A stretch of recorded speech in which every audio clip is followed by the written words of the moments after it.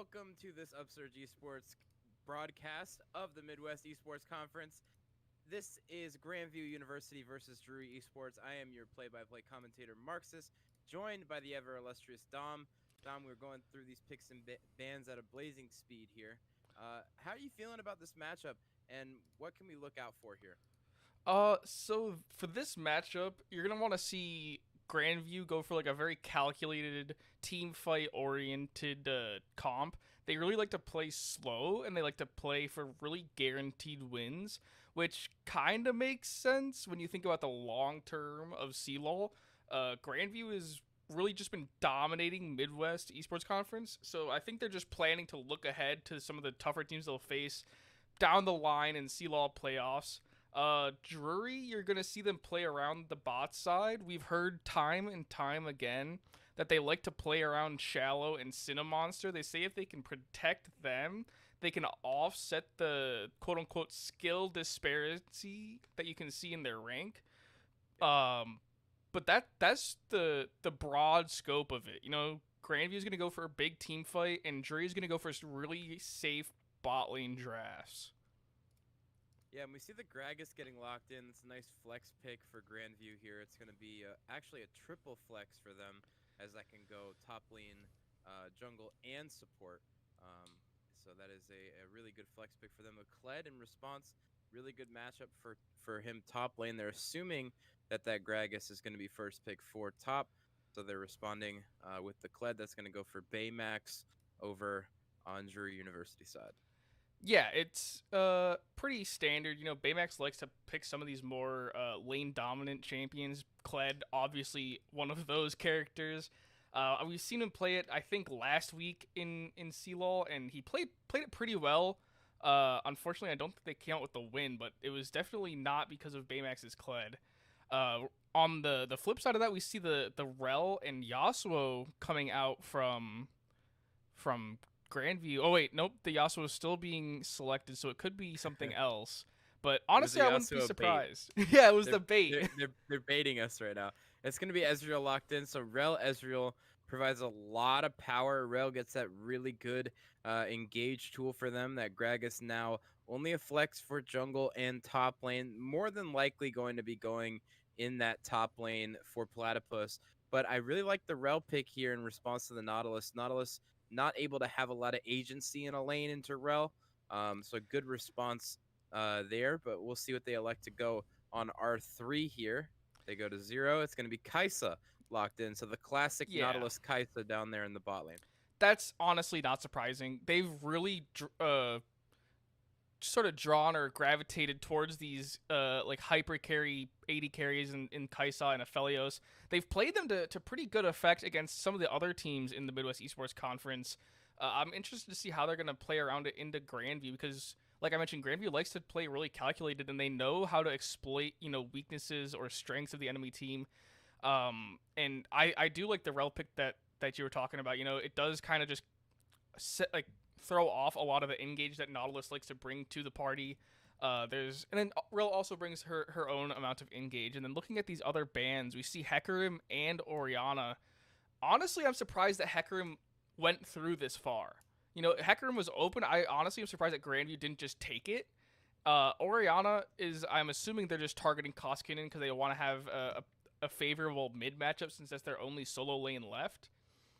But I'm really surprised. And actually, just taking a second to look at these bans, Grandview actually got like away like a thief in these bans. They made Drury ban Seraphine and Udyr, and then they also banned Tristana, which Tristana is a strong champion in its own right. But to force the red side to ban Seraphine and Udyr is just insane.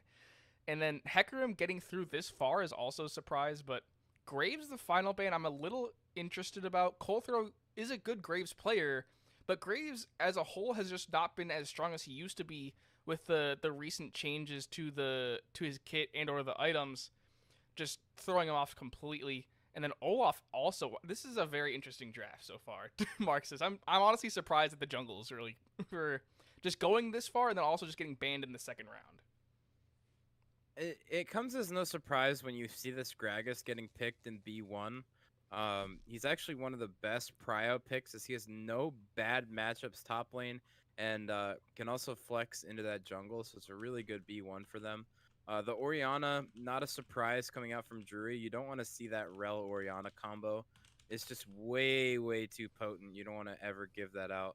Um, and yeah, we're gonna see a Rek'Sai locked in at R4 here. So a little bit of early game agency.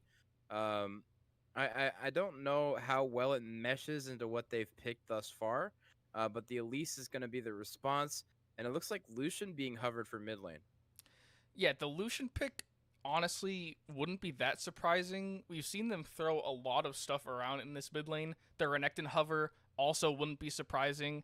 It'd be a little bit of a change up from what they usually like to draft, which is a very traditional team comp of like an AP control mage mid, a scaling bot lane, and then a tank top and a fighter jungle, or reverse those top last two.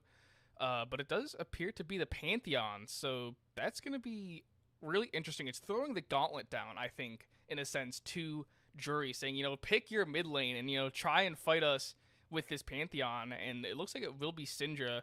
Makes a lot of sense. Scatter the Weak able to stop a lot of the aggression that Pantheon can throw out.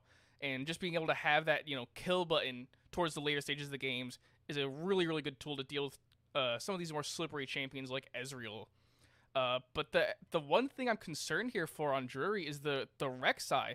We've seen a fair amount of Rek'Sai since season 2021 started, but we've never really seen it be that successful. There's always just been something else that was better. And one thing that comes to mind right now is the J4. J4 is just such a strong champion that I don't know why you would pass it up in favor of the Rek'Sai unless they have something in mind here.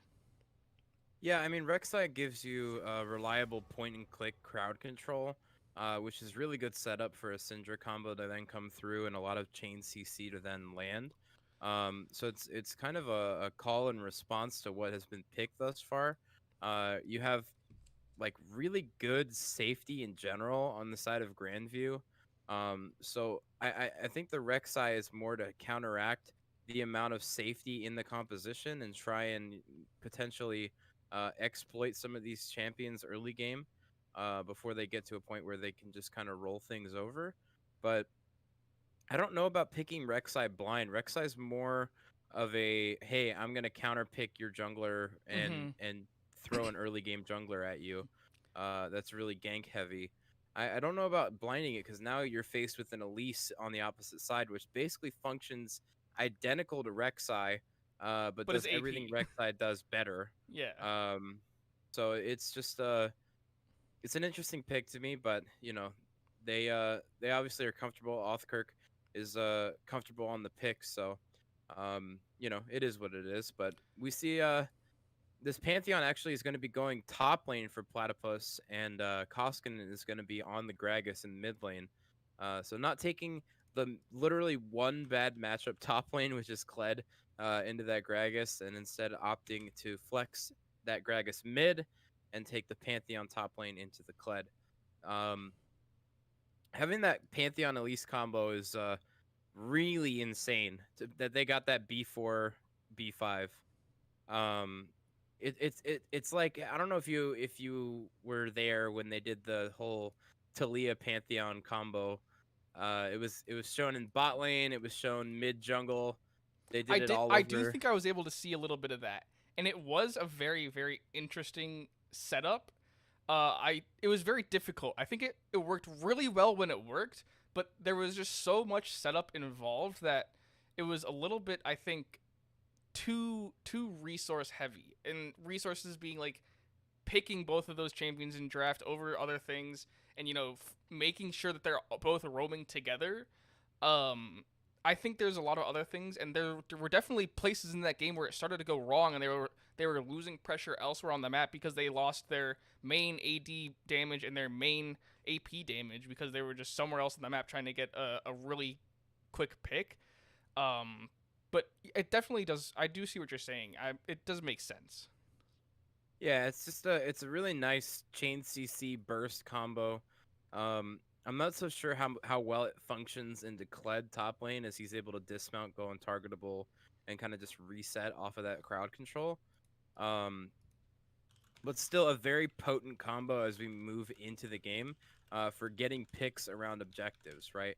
Which is really going to be the MO of this composition, right? You want to look to set up objectives early with the rel, use that priority that you have with the amount of CC on your side, and scope out the enemy jungle. Look for picks, go on to these objectives, and really just go into a 4v5 situation at all times. That's really their MO here, and I really like the composition coming out from Grandview here.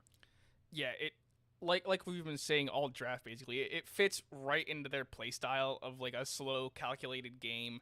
They have great options for disengage in the rel, engage with the Gragas, huge pick potential with the Elise Pantheon, a late game threat in the Ezreal if you're allowed to like scale to that stage of the game. But just looking at Drury real quick, I think they've done a fairly good draft. I mean, the pick order is a little bit confusing. The Rek'Sai pick in itself, I'm fairly worried about. But I mean, you have faith, and I believe in you that you believe in them. I believe in the you that believes in Drury. So I'm gonna have faith as well, and hope that the Rek'Sai can do some early game stuff and get this bot lane that Drury likes to play around so hard ahead. Because other than that, like Baymax is on a fairly comfortable champion that he likes to play a lot, so there's no really concerns there. So it's just gonna be interesting to see. Yeah, and the only way we're going to find out what happens on the Rift is to see what happens on the Rift. So we're going to cut to a quick break to respect the competitive integrity. Also need to mow out the grass in the jungle to clear out a space for this Rek'Sai and Elise. We'll be right back with Game 1. Don't go anywhere.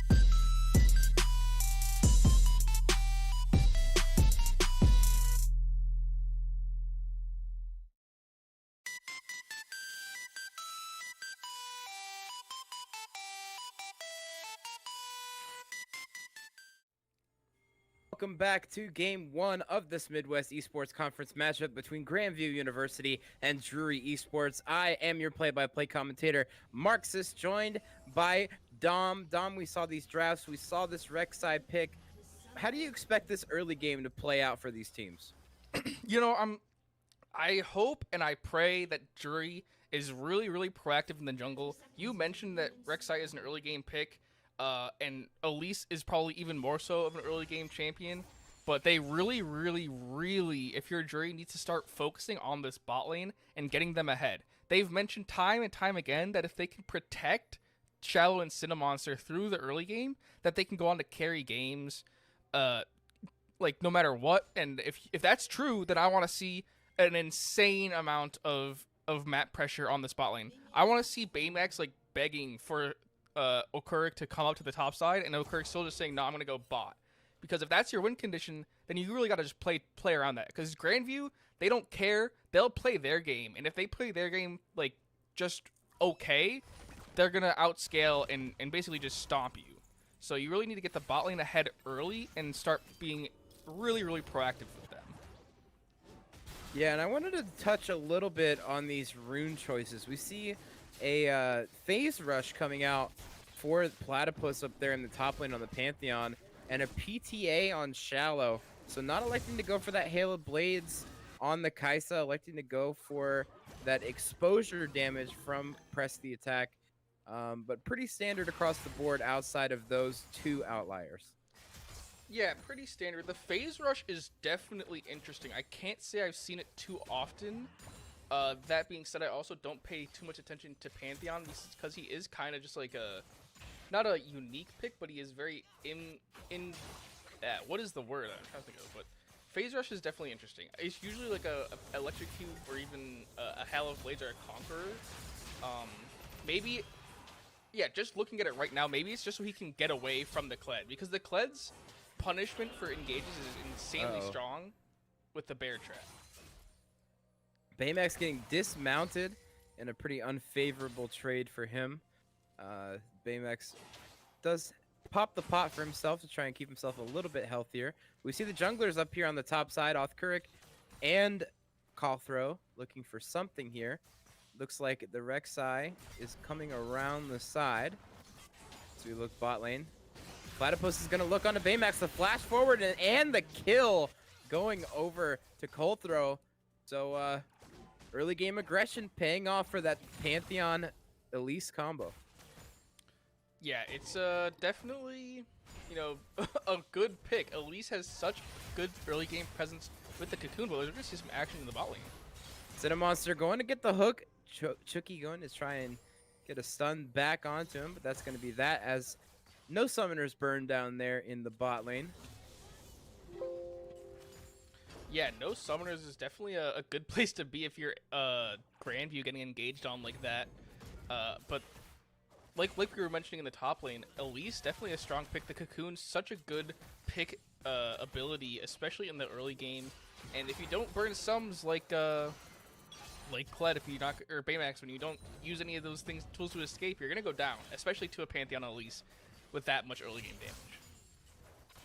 Yes, we see bot lane is pushing in pretty hard as Platypus going to get some trade damage back onto Baymax, but a nice trade coming out from Baymax despite getting first blooded. Elise still up there on that top side as we see Okurik coming in for a gank here in the mid lane. Koskarin going to have to flash out. Does get to safety, however. Yeah, definitely a good thing to not go die again, because you don't want to fall too far behind, especially as the jungler. You just Cinemonster looking for a hook, going to land. Chucky going to get the stun in return. Cinemonster trying to burn him down. The ignite going to get him dangerously low, but meanwhile, Azog going to come forward with that arcane shift, going to get himself a kill in response. So 2 summoners for 1. The heal coming out from Azog, but does get himself a kill in the bot lane. Yeah, it was a really smart play from Chucky to switch from the person form to the horse form, get that extra movement speed, because there is no point to have that extra armor when you're getting burned down by Ignite. So she was able to get out of the fight, stop taking damage, which ultimately saved her. And then the heal and then arcane shift from Ezreal to get the return onto Nautilus was just so well executed. And really just unfortunate for Drury that they didn't have enough damage to take down Chucky there on the Rel. Yeah, and we talked a little bit about how we expect this Rek'Sai to be on this bot side. And he's been top side for every single time he's tried the pressure. And the one time he came up here the first time, he got responded to by Elise. They got the first blood. Now he comes back again, just resets and tri-brush. So not exactly what you want to see from this Rek'Sai thus far as pathing is concerned. Yeah, I mean, it might just be because the way his first clear went that he was topside for both of those events. I'll give him a little bit of a pass, but I do, like you mentioned, I want to see him in that bot lane. I want to see him in this whole bot side of the map, hovering around the mid bot side of the river. You know, the Ocean Drake is up. Rek'Sai can potentially take that level 5, and Nautilus is getting him river priority. You might be able to see a 3-man into this mid lane, actually. Yeah, as we look top lane, Platypus and Baymax going toe-to-toe. Colthrow is lurking. Baymax going to have to flash out to safety. Did spot out the Elise. Going to have to back up here. Maybe a plate going over to Platypus in the top lane. As Colthrow going to repel to close the gap on the Baymax. He's trying to remount. Here comes the... Ooh, my goodness. That is going to be one dead Kled. Yeah, they like really, to say. really good, I guess, heads-up play from Platypus to, you know, keep track of his XP, get level 6, and immediately Grand Starfall down lane to catch up with the Kled, and basically just get another free kill onto Baymax. You know, he didn't really back up fast enough, I guess, but that's just sort of the way it goes when you're dismounted Kled.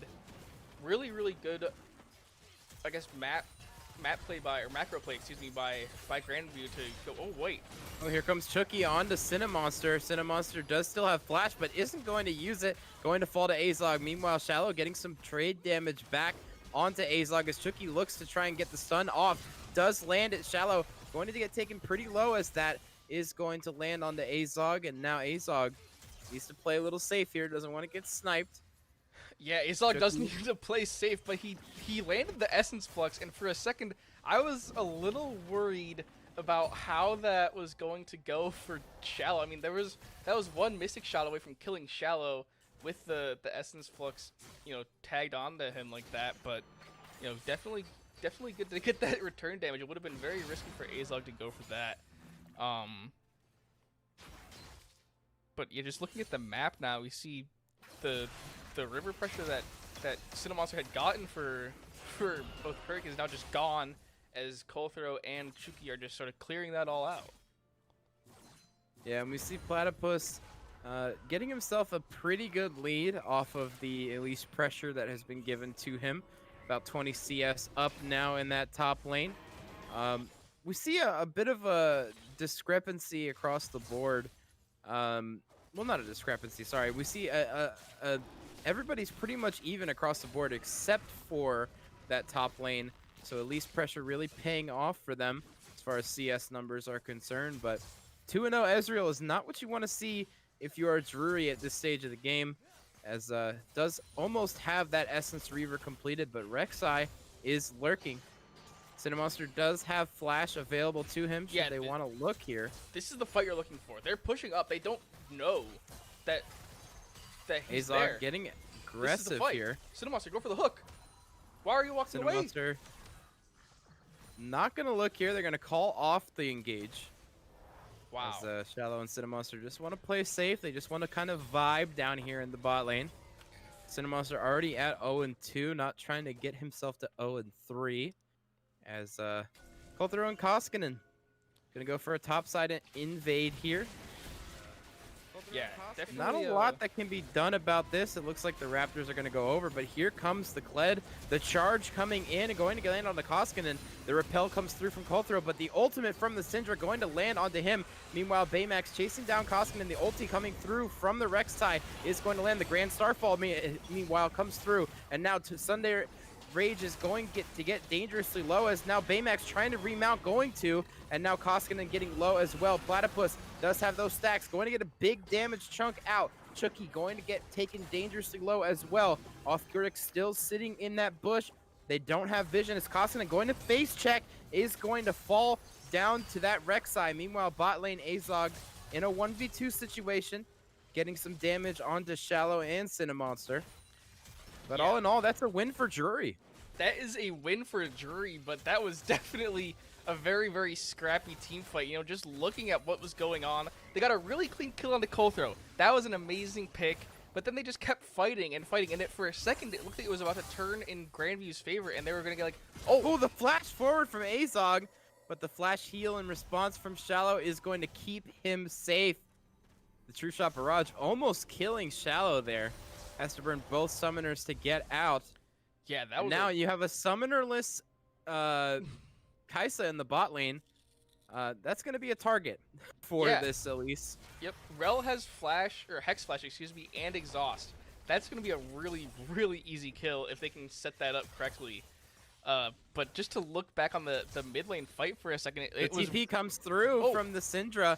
Azog does not have flash, but the stun is going to miss. Othcuric still coming in, but the damage is too much. That is going to be a dead Ezreal. A nice TP play coming through from Sundere Rage. And this is going to be the dragon. That was a really, really good macro play, heads up decision from Sundere Rage to TP into the bot lane. They caught Azog completely unawares, and they get the pick, which is the most important thing, getting a little bit of a shutdown bounty, but then they also now get the dragon. And that's going to be a really net positive play for them. And it doesn't make sense that I say net positive because they won the fight, they got the pick, but really, really good proactivity from Drury, which is what we've been saying all game if they want to win. Yeah, and we see that Grandview still having a relatively good lead based off of these CS deficits in jungle and top lane. But Platypus has spotted out the Rek'Sai. They're going to ping that off, though, as Rek'Sai just going to clear those Krugs safely. We see the Hex Flash coming through from Chucky. It looks like they may look to dive top lane here. Baymax charging forward. Yeah, Coulthrow does have Cocoon. It's going to miss. Chucky now coming in. The charge comes through, but now going to flash to safety. Chucky pulling him in, gets the stun. Now, we see Cinemonster coming through on the flank. Chucky going to get back onto Mounted, as now Platypus is alone for the time being. Chucky can come over the wall. Going to get that channel canceled, but does come over the wall. The triple stun comes through, and Koskinen with the explosive cast and the finish from Platypus, as now they chase down Shallow. Nowhere to go for this flashless Kaisa, as that is a dead 80 carry. Platypus thought that maybe he'd get away. Does blow the ultimate, but all in all, and then in a 3 for 0 and almost a kill in the bot lane for Azog. Yeah, that quick little hop there to the bot lane from the spectator was like, oh, look at the Ezreal almost 1v1ing the Syndra and getting the kill.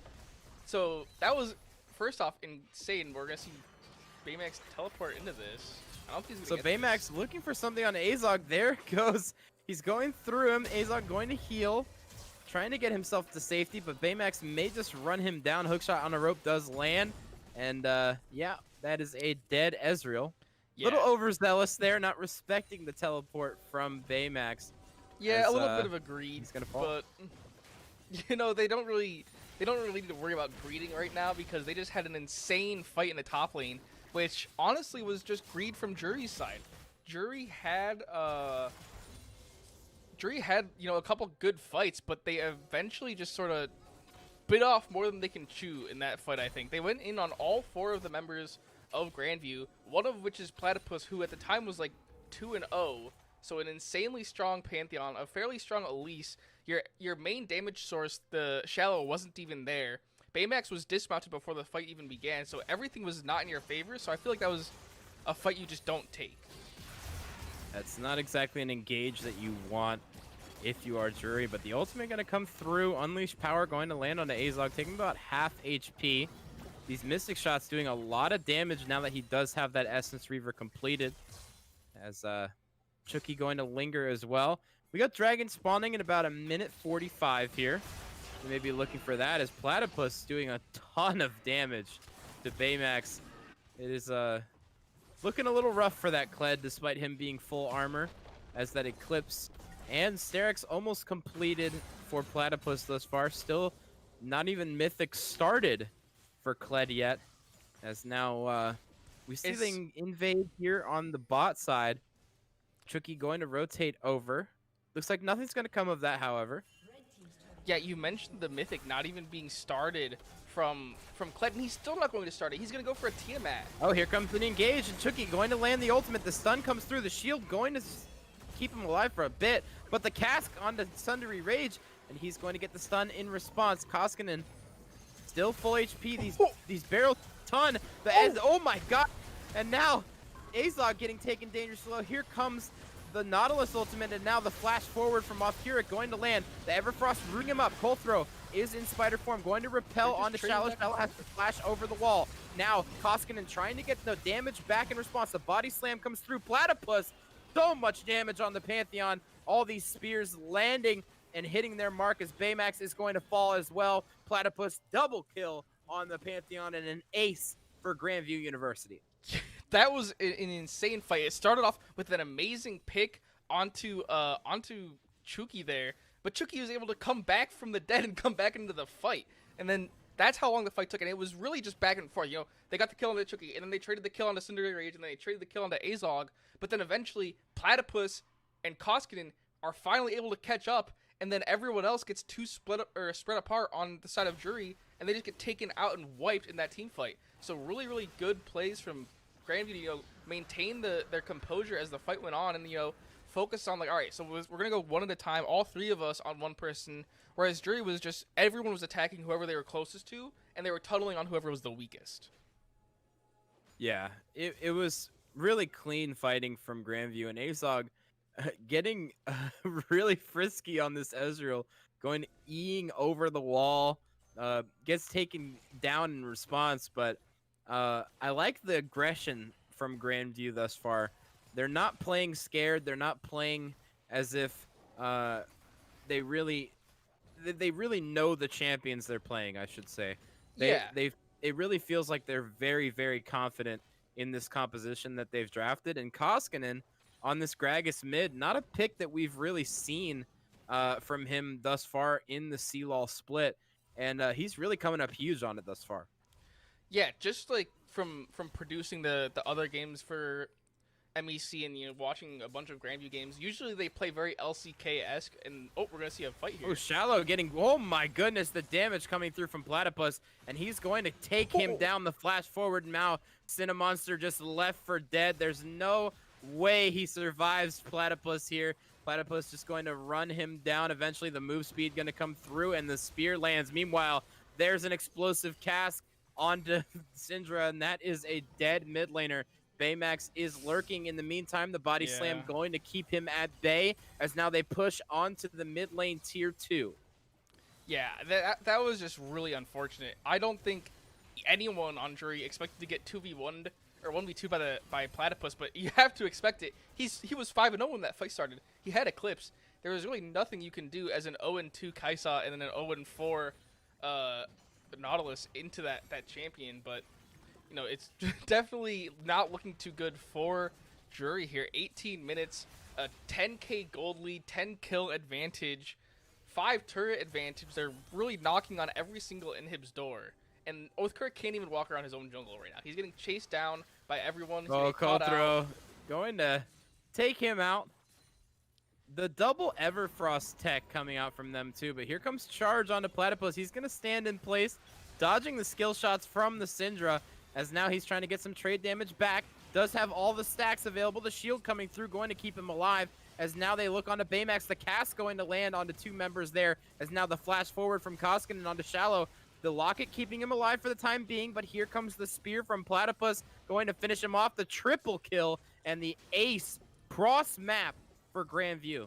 You already know that you can't, like, 2v1 Platypus. You need to, like, 4v1 him.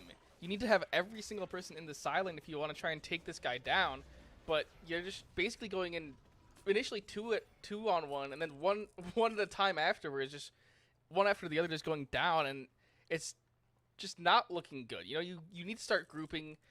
You don't want a death ball just in general, but this is definitely the only way you can kind of come back from this. You need to try and play to your strengths, fight under your towers, and hope that Grandview makes some mistakes that will allow you to collect some of these bounties. 1,000 gold kill for Pantheon 750 for at least 800 for Gragas. That's a lot of gold. That'll help a huge amount in reducing a little bit of this gold lead, which is now ballooned to almost 13,000 in favor of Grandview. You know, you really need to start looking at, like, how do you get back into this game?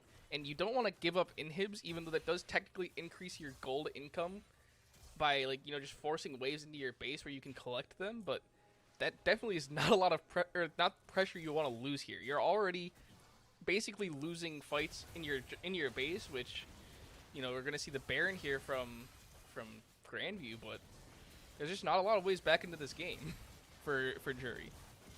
Yeah, it's looking a little rough for Drury here, as this Baron is going to fall.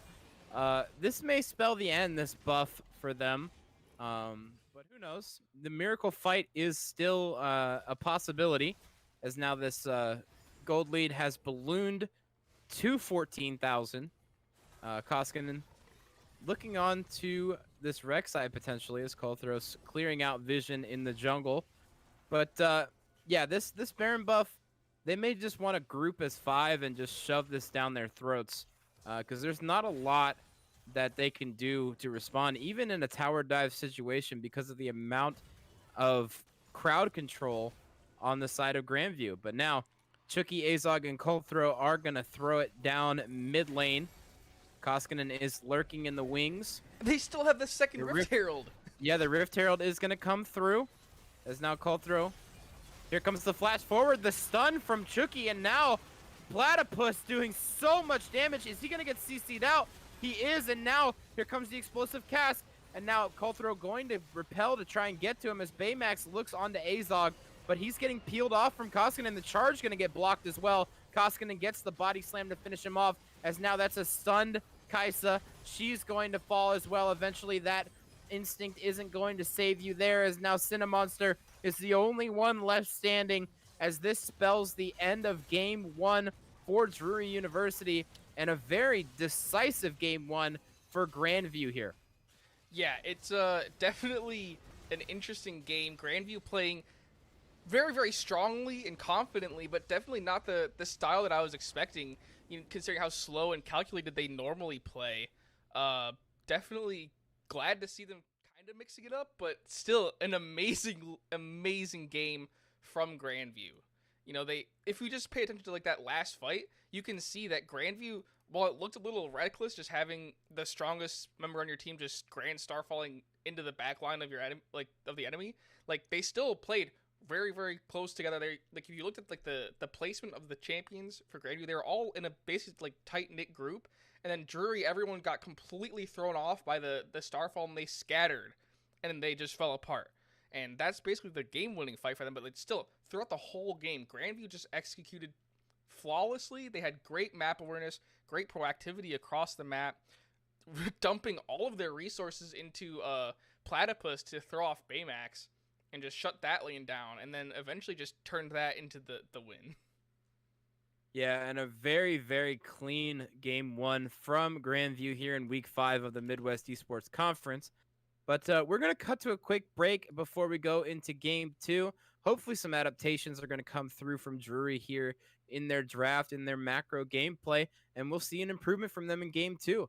But game 2 is going to come at you in just a minute, guys. Don't go anywhere. We'll be right back.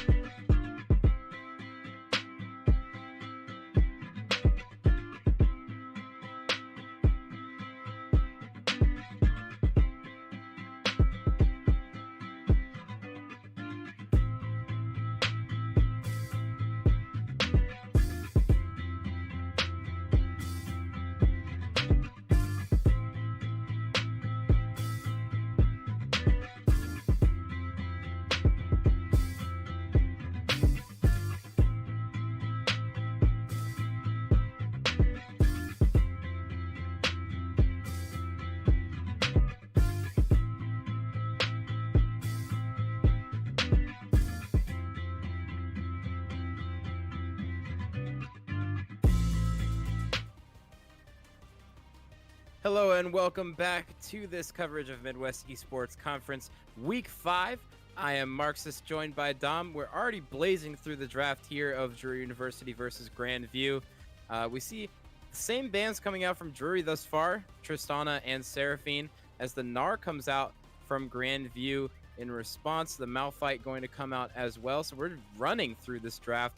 And now the Gragas. So respect to Koskinen from last game, or should I say Kaskinen from last game. The players really liked when I said that in chat, so you know it is what it is. Yeah, you're the same exact the bans. game. You're influencing the game, man. You didn't.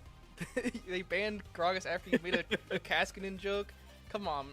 But no, I honestly can't blame him. You know, that Gragas was insane, and you know it kind of saves them from having to ban Udyr because apparently Grandview doesn't want it, and they also don't want Drury to have it. So. Interesting decision there.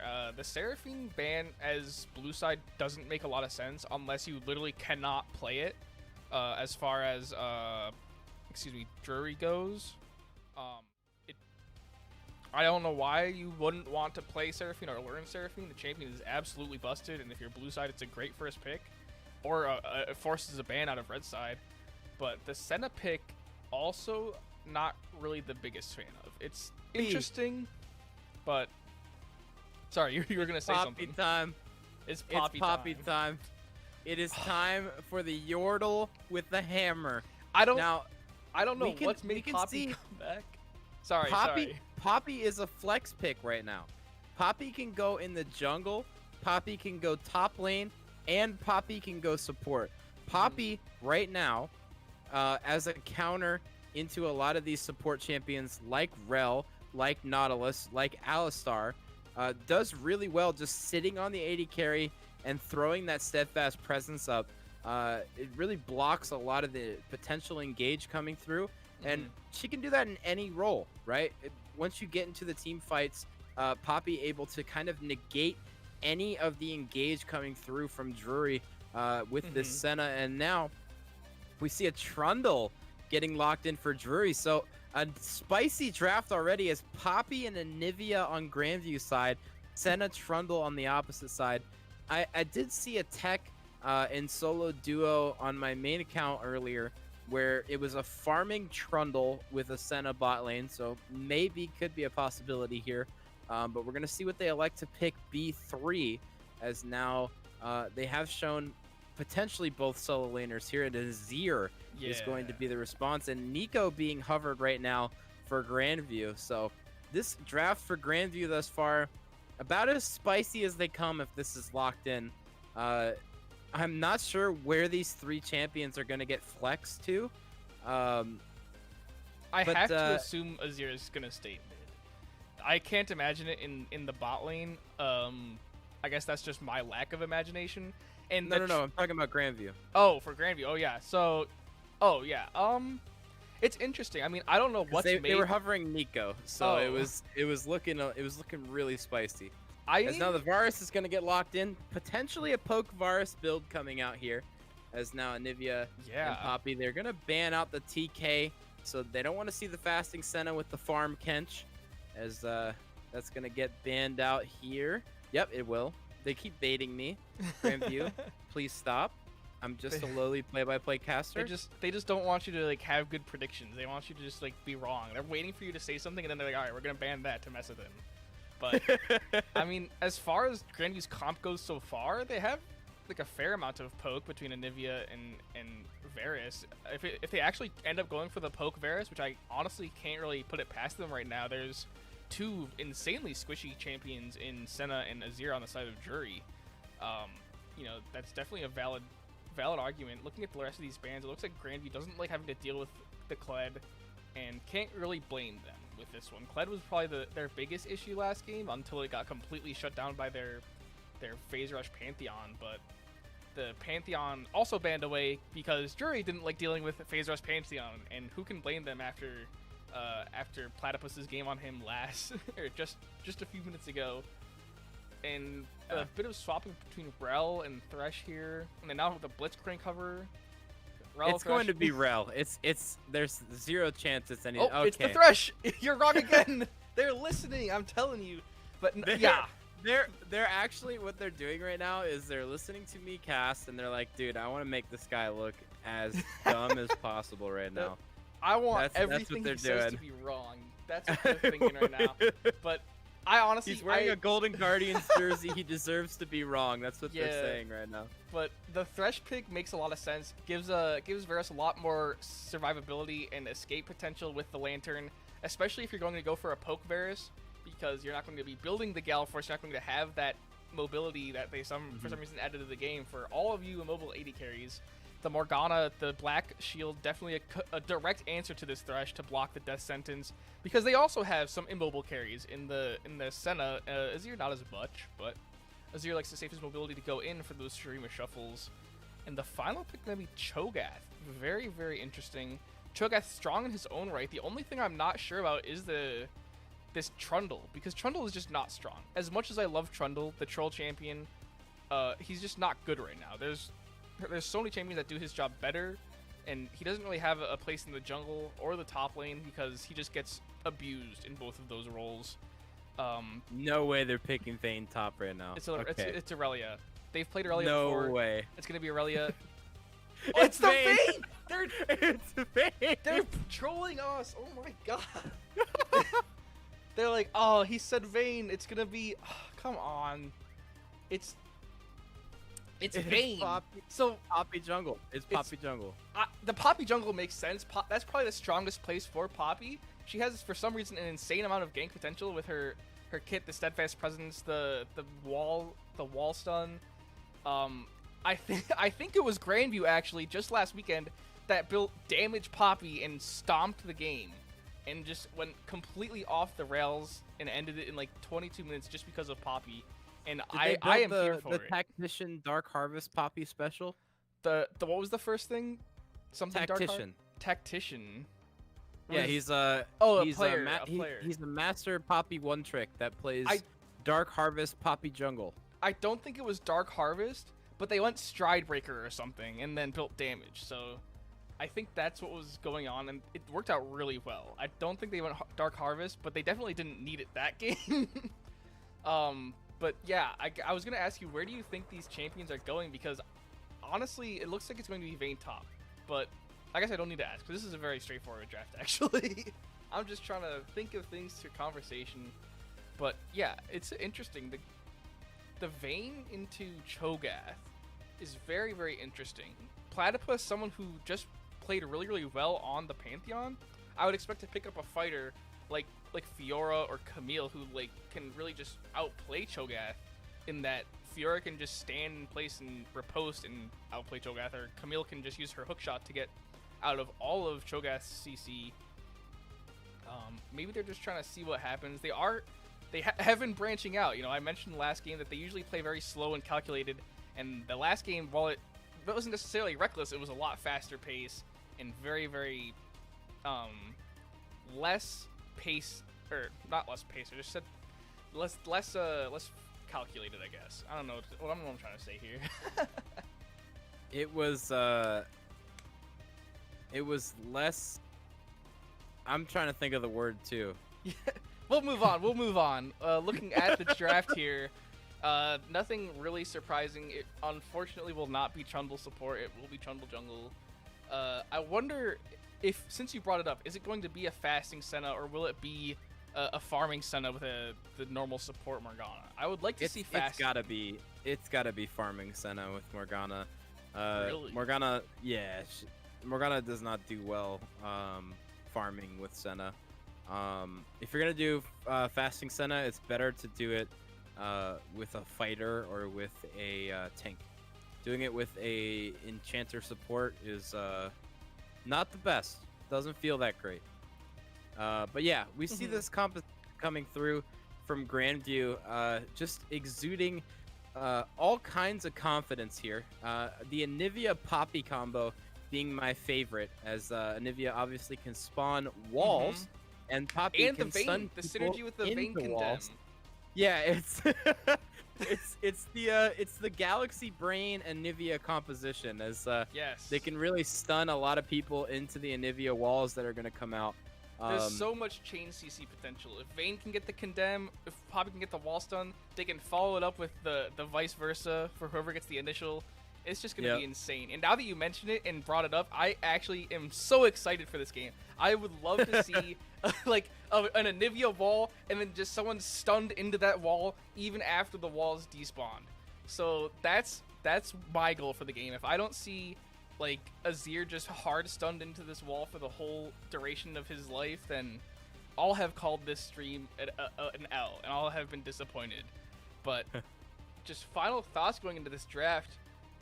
You have to play around the bot side, Drury. You have to play around them. If that's who your win condition is, if that's who you said time and time again that you can carry games through, you need to put the focus there. Baymax has to unfortunately play not necessarily a weak side top, but a low resource top, not have Oathcuric up there 3 to 4 times in the first 5 minutes, because he has to start focusing on the bot lane, getting them ahead early. Where we saw the game fall apart sort of last game, aside from the Pantheon top, was Ezreal just sort of getting ahead. He was 3-0 at one point with really no answer, just had complete control of the lane.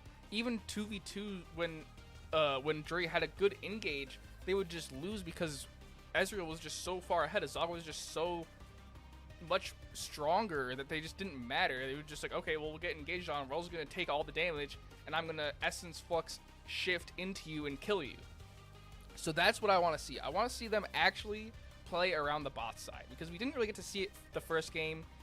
And if that's what their win condition is, and that's what they say that they've done, then they have to actually do it, and they have to show it here. Because if they can't do it against Grandview, there's really no way for them to really make it that far in CLOL this year, because that's Grandview is their competition right now. Yeah, and we're gonna see what these junglers elect to do here in this game. But I'm excited to see this Anivia with the Poppy and the Vayne. But we're gonna cut to a short break before we bring you game 2. We gotta trim the hedges a little bit in the jungle. But we'll be right back, guys. Don't go anywhere. Game 2 in just a minute.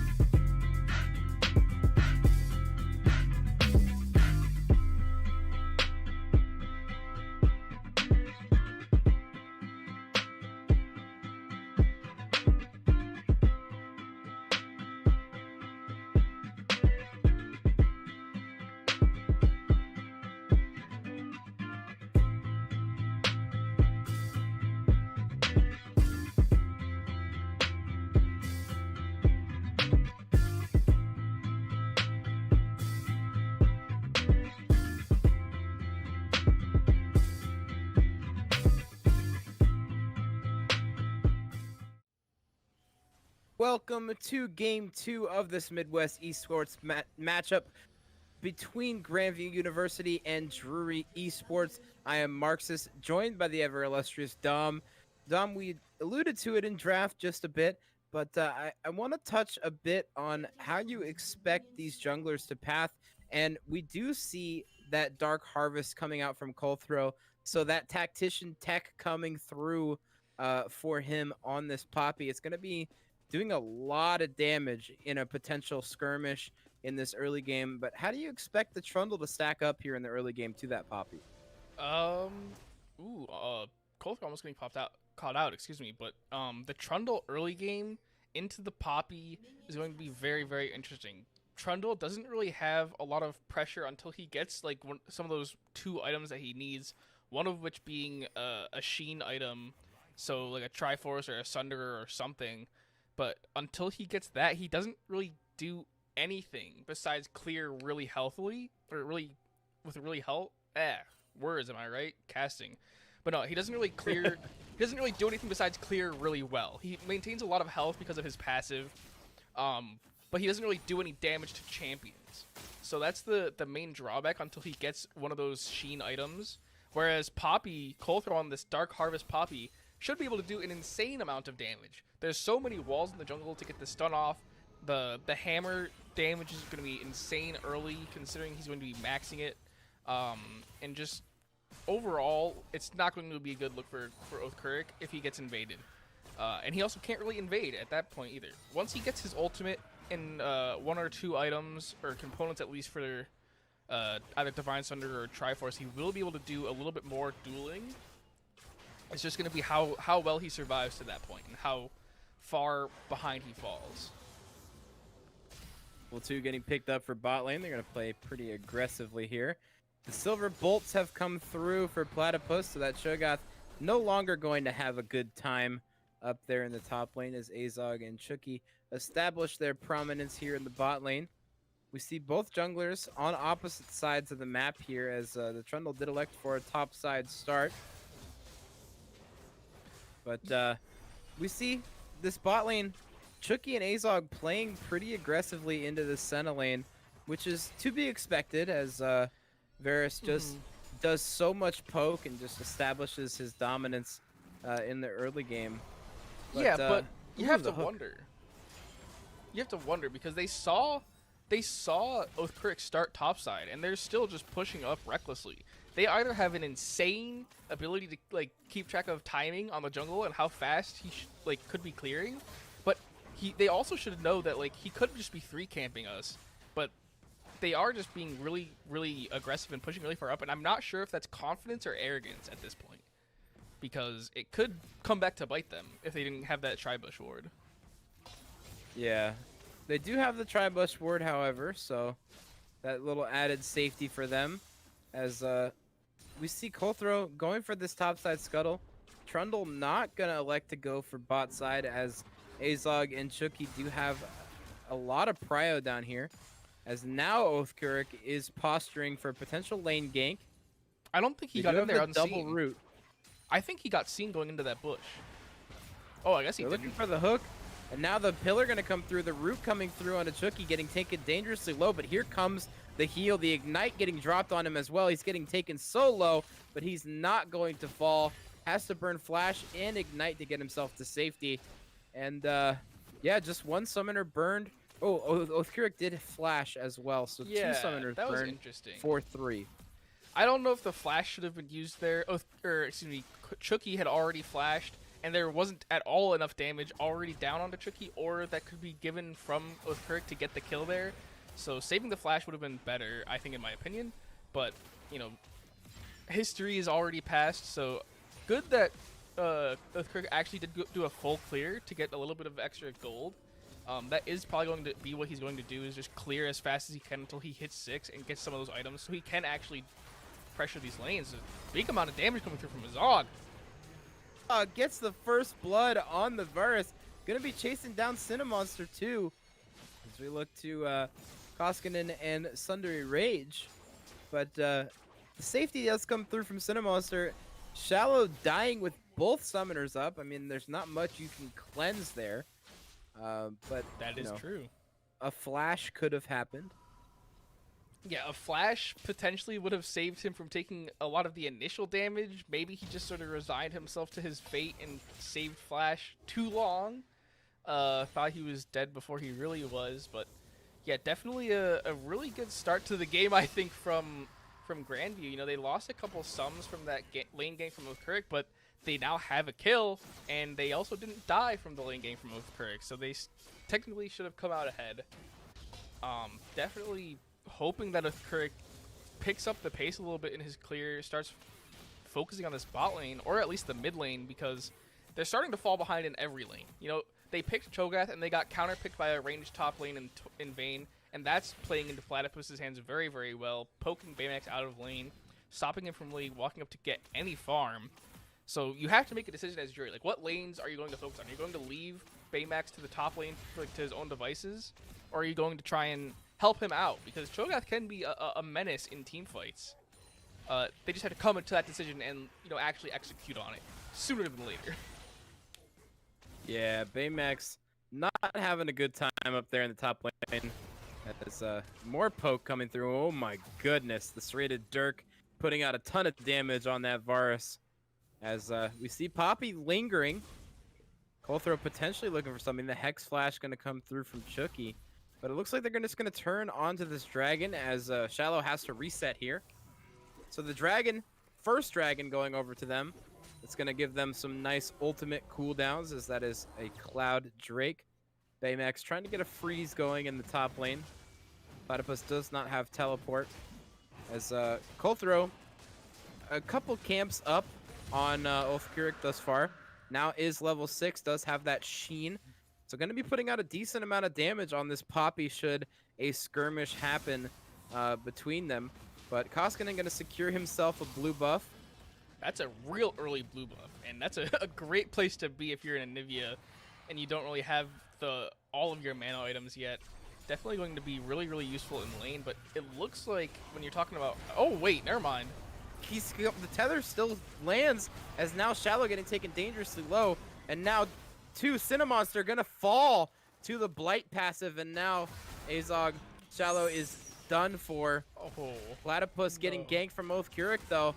The Condemned does land. No pillar comes out from Oathcurrick, as he's gonna go ahead and get himself to safety. Yeah, but a really well played by Chucky there to bait out that spell shield with the hook. The tether still attaching to him. Goes ahead and jumps in, gets the flay.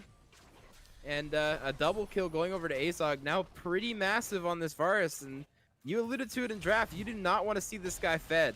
But now here comes more action as the pillar comes through on a Platypus. The Condemn comes through as well. And he's going to have to flash.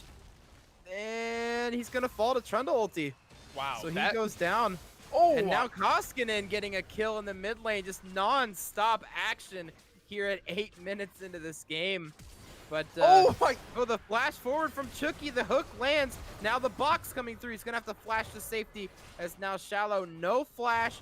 And does still have that cleanse available to him. Koskinen clearing out mid waves. Azog and Chucky potentially going to look for something here, as Azog does do a ton of damage on an exposed Q. Does not hit it though.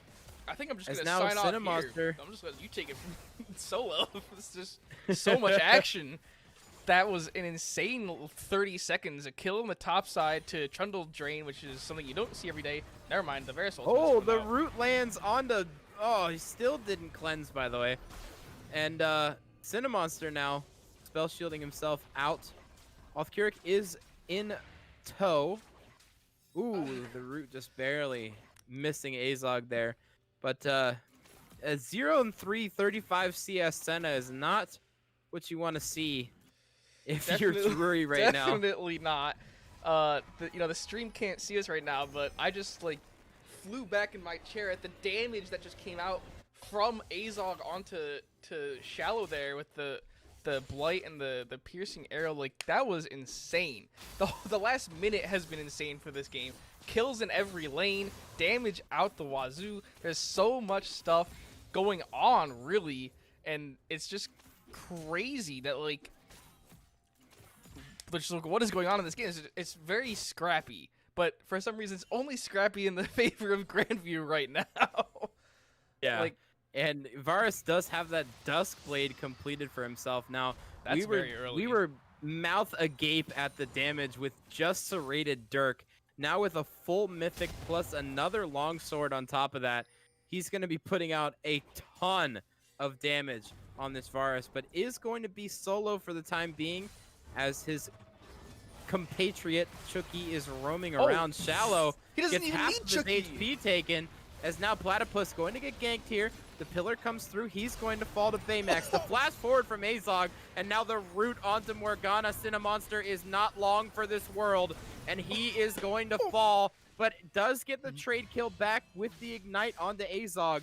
And apparently, man, Azog in a 1v2 picking up a double kill. If you can easily 2v2 with Serrated Dirk, and you're now 2v1ing with the with the Duskblade basically just standing still, I don't want to see what happens when you pick up that collector or something, because that's just going to be insane. And it looks like Poppy's just going to collect first tower here. Maybe she doesn't have enough time. There's not enough minions. Just a plate. I forgot how much armor that it gains on this last plate, and you know the bot lane's finally catching up. But still, that is just not a good look. The lane that you say you want to focus around is now 1 in 6. The 1,000 gold kill went over to your support, and you finally decide on what you're going to do as far as like where you're going to send a Crick to pressure lanes, and it's to the top side. But that doesn't really matter since the early game AD carry is already ahead. So the late game carry is AD carry in the top lane is still going to be a late game AD carry, and unfortunately I don't really see how Cho'Gath and Trundle really do anything against a Thresh, a Nivea, just peeling for this insanely fed Varus. Ooh, just barely missing the piercing arrow there. I don't even want to know how much damage that would have done. Azog now level 9 does have piercing arrow maxed. So all 5 points thrown into that queue. Going to be putting out a ton of damage as now a second dragon going to go over to Grandview here as Colthrow is securing that for his team. And we see Koskinen gonna look to take the Raptors in cheesy fashion. It's now Azog and Chucky trying to get some poke damage out. Another But dragon. a little bit of lull in the action for once. Yeah, as, another dragon going over to Grandview there. Colthrow and Koskinen taking that basically. Oh, the wall came out, but Poppy wasn't ready to get the stun off. Cinderella Rage is gonna shuffle out of that one. But yeah, there's just no pressure from the side of Drury anywhere except for the top side. But you've already gotten 2 kills. Half of his health in 1 Q. Wait, no way. Oh, Yeah. okay, and then the tower's now gone, so maybe Azog's gonna walk with an ult here. Maybe we're seeing something. Shallow does have cleanse. Yeah. So should Morgana not be fast enough with that black shield, cleanse could potentially come through for him. But now Colthrow is lingering in the top lane with that Divine Sunderer completed, as now Trundle is lurking as well off Keurig. Maybe potentially looking for a skirmish here. That's very risky. I mean, you are the most fed players on Drury, but I still don't think you win this fight 2v1 against a Divine Sunderer, Dark Harvest Poppy, and just a Vayne in general. But, you know, good on them for maintaining the lead in the top side, going onto this Rift Herald now, actually. But I'm not really sure what you do with that, besides, you know, send it to the mid lane, try and relieve pressure there. Oh, the binding. The Dark Binding going to land onto Koskinen. The wall comes through as Koskinen now flashes to safety. The Shurima Shuffle gets him out, as now off Keurig turning onto the Rift Herald. Azog coming through. Here comes the hook on a Cinemonster, and that is a Dark Harvest proc, and that is a dead Cinemonster. Oh, no. And now they're turning onto the enemy jungle camps here, as now Grandview asserting their dominance here in the bot side. Can we really call them Drury's jungle camps anymore? It's just Grandview's new jungle at this point. But wow, okay, 300 damage to the Trundle just from 1 piercing arrow. That is a lot against basically a with no blight stacks too. So blight snacks. Got some blight snacks. I'm thinking of you know, it's a Freudian slip. I'm thinking about having a snack after this. So no, I can tell I'm looking to get some food after too, but we have to get through this game and see how Drury can potentially turn it around. You know, it still only is 15 minutes.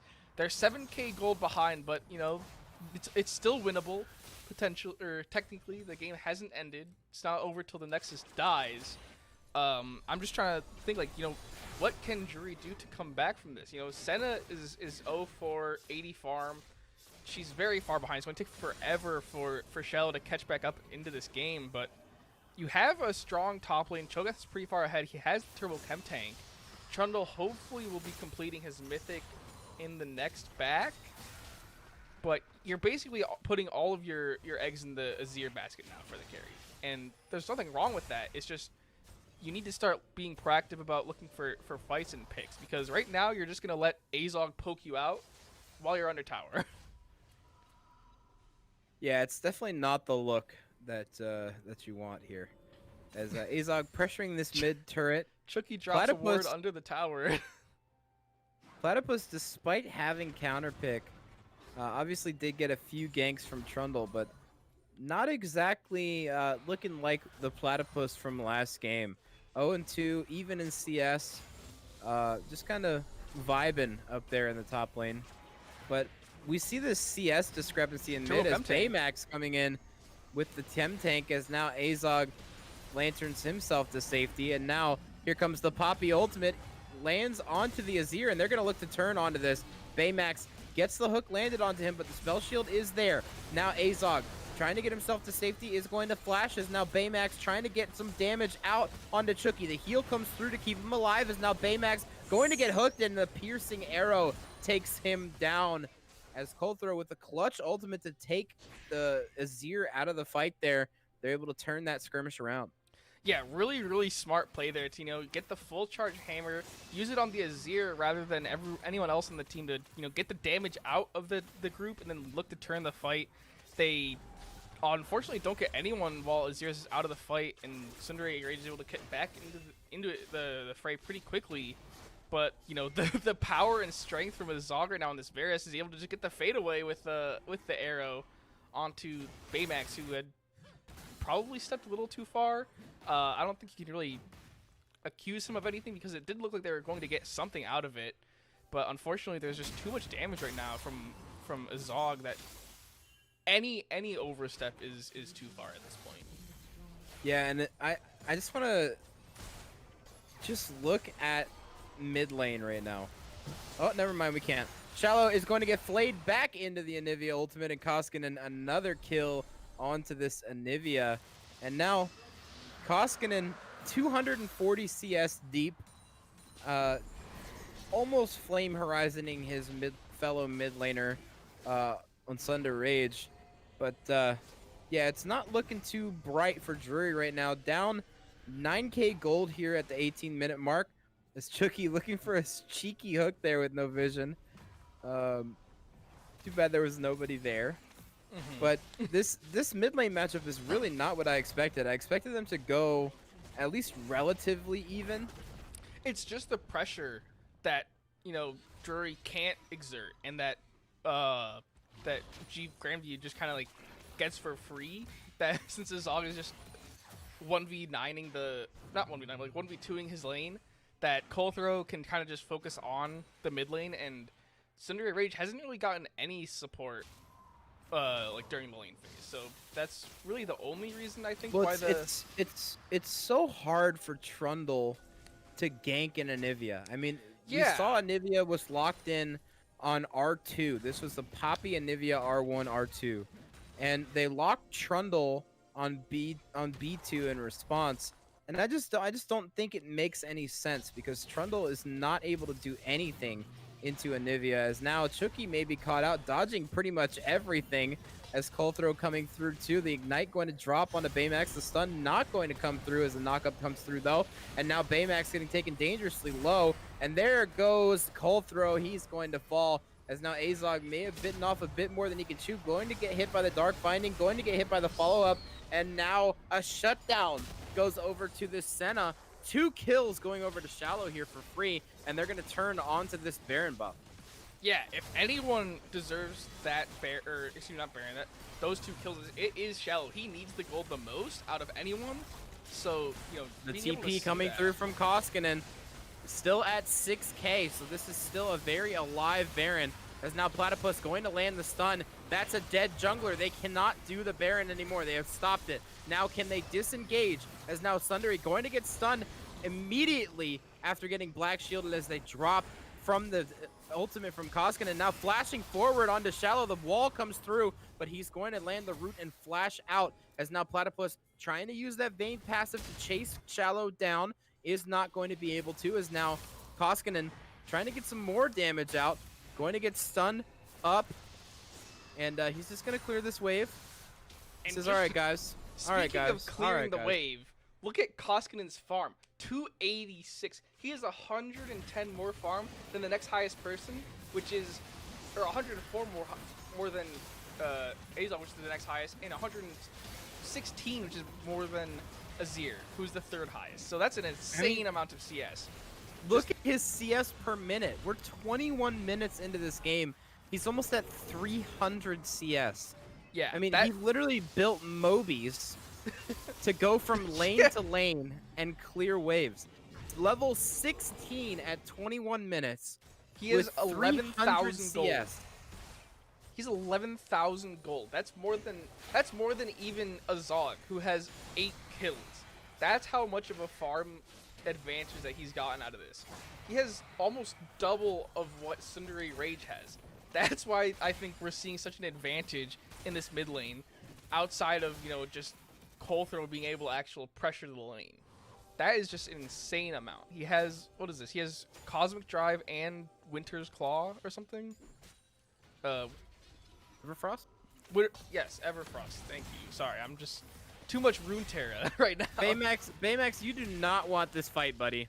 Yeah, this is not an engage that you want to go for, as Platypus still is Vayne despite being a little bit behind, but now has caught up fully at 2-2 with that mythic completed, and Baymax biting off a bit more than he could chew there. He forgets that he's no longer just a Cho'Gath versus a Vayne with no items. The Vayne now has level 2 ultimate and a mythic item, so she's definitely not at her strongest, but stronger than you can handle as a Cho'Gath, unfortunately. Drury doing everything they can to just clear vision out from their tier 2 tower. Unfortunately, Grandview is just going to go and put 3 more wards in that bush and then take the tower. It's just so rough right now. It's 12k gold in favor of the cleanse coming through. Okay, Sundari Rage looking for a Shurima shuffle, but he's going to fall. Chucky is stuck behind that wall. Stuck between a wall and a hard place is now Koskinen. Trying to get some trade damage back onto Baymax here. Does have the level 3 ultimate. Going to get rooted up, though, as now Othguric trying to put the trade damage back onto him. But Koskinen still not going down yet. Is getting burned by Trundle ulti. The passive finally comes through as now Azog getting taken low by Baymax, but the peel comes through from Chucky, and now a dead Cho'Gath that is. Trying to get the Munch down onto Azog, but Chucky said, please leave my 80 carry alone, you giant dinosaur. I do not want you here. Intense. The peel was intense on the side of Grandview between Chucky and Koskinen. Koskinen finally lost the egg, but it does seem like they're just going to siege down these towers and not really anything Drury can do. The wall coming out, but it's just another really clean game from Grandview. A little bit slower than the first one, but definitely Flash way more stun action. coming through from Colthrow is now Platypus going to get rooted up, trying to get taken down, but not quite yet. As this may not be the end quite yet. Yeah, the Baron Azir has tower run out. stalling them out. Koskinen does look for the Everfrost root, but isn't going to find it, as now he's looking for something. The TP back in from Vayne, now going to be full HP with 2 items completed. Platypus does have those home guards, as now Azog and Platypus, he's going to get rooted up, as now here comes the damage onto him, but the chomp was too early. It saves him. Oh, the Luden's proc! He's going to die to Luden's Tempest, as now they're going to try and run back to safety, but they may look to turn this back around as Chucky now finally has cooldowns back up. That ultimate now is back up for this Thresh, and they're going to look to re-engage onto these towers as now Koskinen clearing waves non-stop. They're going to look to turn onto this third inhibitor. It will go down as now another root landing onto Koskinen, and they're going to turn onto this Nexus. Despite it being 4v5, it doesn't look like they can stop them, as now here comes that ultimate from Sundari Rage, and he's finally going to take down this Anivia, and now Chucky trying to peel off. They have to get out. Ooh, the Poppy ultimate just barely missing, and they have need all to get three back inhibs. to They just need to safety reset. here. Just reset. You have all three inhibs. Just go back to base, pick up some items, and just come back. You know, you just need to really sit in base and feed the waves in, and then, you know, if Drury tries to engage on you, you just use your item advantage to just win the fight outright and then end the game. You know, to do what Platypus is doing. He's picking up the red buff. He's, you know, getting some extra gold, trying to pick up a third item. Yeah, it looks like, yeah, Varus just finished his back, picked up Edge of Night. Anivia's still waiting to spawn, but has another needlessly large rod and her Seraph completed. This should just be game. Surprisingly, Poppy has the least amount of items on the side of Grandview, but it won't really matter. Well, Poppy has the least amount of items because Poppy has 2 KP thus far. True. She only has 2 out of the 15 kills in the game. She does have 100% dragon participation, so you can't really fault that. You know, they do have the Infernal Soul, so definitely helping out the team with that. Platypus is going to double up on the red buffs. Someone should probably let him know that red buffs do not stack, but it doesn't really matter because he's so far ahead. Or Grandview as a whole is so far ahead. Yeah, it looks like they're going to do this with the methodical fashion of taking the Baron with the triple inhibitor and just shoving it The down tried their throats. and true. Standing in base and winning the game. method. Yeah, you always got to love... Koskinen is literally melting this. This is without Vayne, by the way. Yeah, this is without Vayne. Koskinen really does more than enough damage for this. But, you know, I would have liked to see a contest by Drury, because right now, this is just going to be game. Standing in the base with 3 inhibs down and Baron really is just too much to handle, even with Azir passive. I would have liked to see them at least have like a desperation fight at the Baron, because that's the only way they really come back into this game right now. If they gave it over like they did, it's basically just done. Like, the Azir turret comes out, but Baymax doesn't even do enough damage to stop one wave of supers. How are all 5 Ultra doing trying to ult somebody out of there. As now here comes the Shurima shuffle, and Kulthro going to flash back. Koskinen goes into Egg, and he is going to fall eventually, and he will. Wait. And now, oh my god, the damage from Azog, and that is going to be the series and this game 2 going over to Grandview University in a very clean fashion. Yeah, I don't know what really happened there, but I saw 5 people, and then I saw 3 people, and then I saw no people, and I don't really know what happened. I didn't see Oathcurrick go down. I just saw his timer appear, and I was like, oh, so this is this was a 5v5 with a pretty good pick onto Koskinen, and now it's a 3v5, and Koskinen is still alive somewhere. So unfortunately, that the last fight was a good start, but Grandview was just so far ahead. We're looking at the stats here.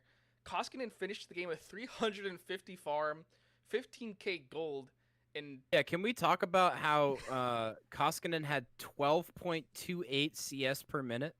I mean, I think we can talk about it. I don't really know what else there is to say besides Koskinen sat mid lane and farmed literally the whole game. He picked up every blue buff after the first. No, he didn't sit mid. He sat mid, top, and bot and farmed. Even better. Like that's you know, he's playing a PvE game, and it that's basically what happened. You know, it paid off because he had a huge amount of lead over his lane opponent and the rest of the enemy team just from farming. And if you can get that amount of gold by not having to play risky and take fights, then that's a really good place to be. Farming all lanes is tough, but you know, they did it well. And taking a look at the damage graphs here, yeah, 30k from Azog on this Varus. Basically 2v1ing lane after level 5. 1v5ing basically after 10 or 15 minutes.